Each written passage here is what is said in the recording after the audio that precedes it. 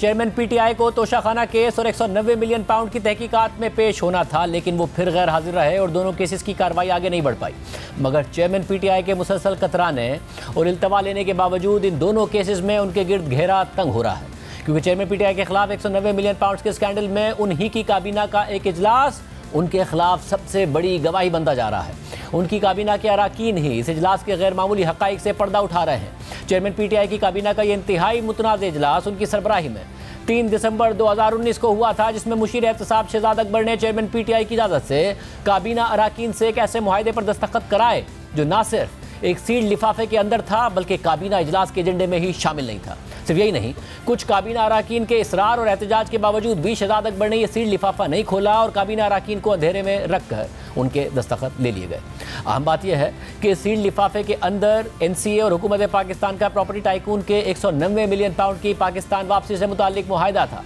जिसका मतन और शराइत दिखाए बगैर ही काबीना से मंजूरी ले ली गई। लेकिन अब तक चेयरमैन पीटीआई की काबीना के कई अराकीन इस इजलास की अंदरूनी कहानी सामने ला चुके हैं। पहले शेख रशीद ने वफाकी वजीर होते हुए ये कह दिया कि वजीर आजम यानी चेयरमैन पीटीआई ने इस पर बात करने से मना किया है। फिर फैसल वाउडा ने काबीना इजलास की पूरी कहानी बता दी, जिसके बाद फवाद चौधरी ने पीटीआई छोड़ने से पहले तहरीक इंसाफ का तर्जुमान होते हुए इस बात की तस्दीक कर दी। और अब जब परसों साबिक मुशीर एहतसाब शहजाद अकबर ने फैसल वाउडा को झूठा करार देते हुए ये कहा कि काबीना में जिस नोट पर मंजूरी ली गई थी उस पर साफ लिखा हुआ था कि मुआहदा साथ मुंसलिक है, बंद लिफाफे का सवाल ही नहीं पैदा होता, तो उसके बाद उस काबीना इजलास में शरीक एक और काबीना के रुकन मलिक अमीन असलम ने शहजाद अकबर को झूठा करार देते हुए फैसल वाउडा के मौक़िफ़ की तायद कर दी। अहम बात यह है कि 4 वज़रा इस बात की तस्दीक कर चुके हैं कि उनसे सील्ड लिफाफे पर उस वक्त के वज़ीर आज़म और मुशीर एहतसाब ने दस्तखत कराए, मगर अभी तक कोई एक वज़ीर ऐसा नहीं है जिसने इस दावे की नफ़ी की हो और चेयरमैन पीटीआई के और शहजाद अकबर के मौक़िफ़ को दुरुस्त कहा हो। हालांकि उस वक्त की काबीना के मुतअद्दिद अराकीन अब भी तहरीक इंसाफ में हैं, कुछ गिरफ्तार नहीं हैं और कुछ रूपोश हैं और मुसलसल सोशल मीडिया पर बयान जारी करते हैं या फिर मीडिया से बात करते हैं, मगर इस मामले पर खामोश हैं। जबकि आज हमने चेयरमैन पीटीआई की काबीना के मुतअद्दिद अराकीन को सवालात भेजे और उनसे पूछा कि क्या वो तस्दीक करते हैं कि 3 दिसंबर 2019 को होने वाले इजलास में उनसे एनसीए और हुकूमत पाकिस्तान की 190 मिलियन पाउंड की डील से मुताल्लिक सील्ड लिफाफे पर बगैर मुआहदे के मंदरजात दिखाए दस्तखत करने का कहा गया था। क्या आप इस हवाले से मज़ीद तफसीलात शेयर कर सकते हैं? हमने ये सवालात शाह महमूद कुरैशी, असद उमर, परवेज़ खटक, अली जैदी, शिबली फराज, उमर अयूब, शफकत महमूद, हम्माद अजहर, गुलाम सरवर खान, नूरुल हक कादरी, तारिक बशीर चीमा, जुबैदा जलाल, एजाज शाह, फहमीदा मिर्ज़ा, खुसरो बख्तियार, फ़खर इमाम और नदीम अफजल चंद को भेजे।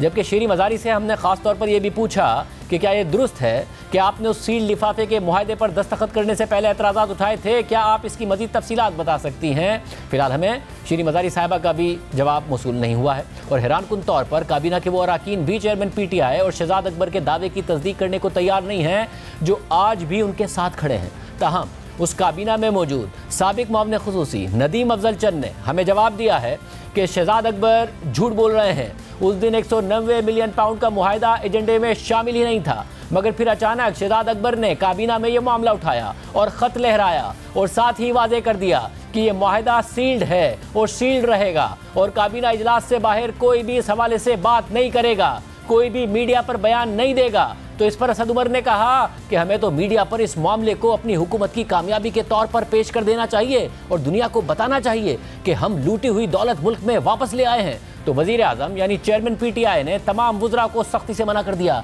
कि कोई इस मुआहदे पर बात नहीं करेगा और फिर लिफाफा सील्ड ही रहा और बगैर मंदरजात दिखाए काबीना के दस्तखत ले लिए गए। नदीम अफजल चंद का यह बयान चेयरमैन पीटीआई और शहजाद अकबर के मौक़िफ़ के खिलाफ एक और गवाही है, जबकि शेख रशीद ने तो उसी दिन यानी 3 दिसंबर 2019 को ही कह दिया था कि वज़ीर आज़म ने इस पर बात करने से मना किया है।